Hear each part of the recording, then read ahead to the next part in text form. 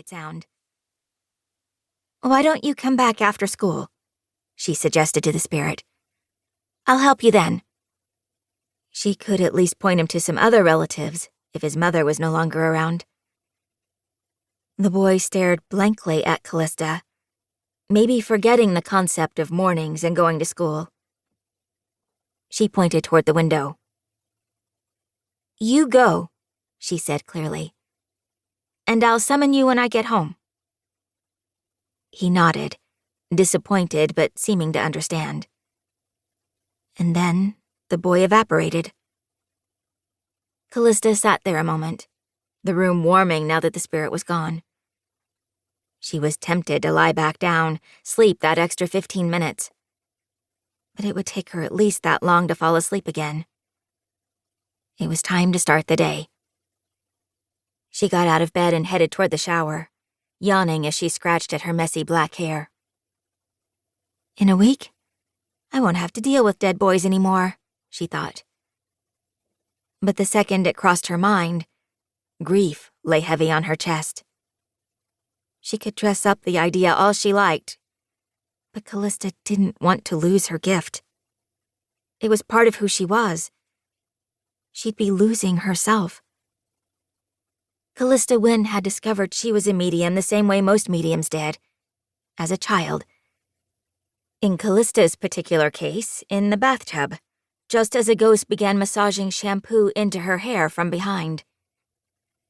That extra set of fingers, touching hers through the suds. That moment of confusion.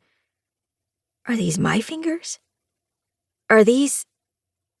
Followed by screaming, shouting, and a dead woman smiling at her from the floor of her bathroom in a Victorian-era burial dress. Oh, yeah. That was the fun part. Sometimes ghosts could touch her. After that, Calista began seeing ghosts all the time. She'd known it was coming, of course.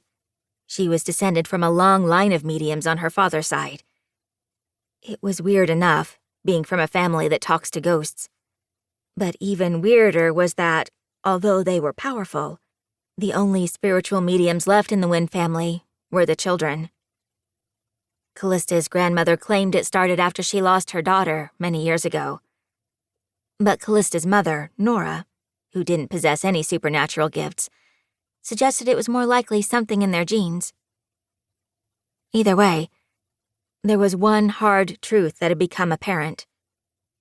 At 13 years old, all of the mediums in the Wynn family lost their ability to see ghosts. It had happened to Callista's father, Mac, and to all 5 of his younger siblings. And soon, it would happen to her. Sure, the Wynn still had other gifts, other intuitions, but the ghosts stopped appearing to them. Calista had one more week of seeing ghosts until her birthday. And then...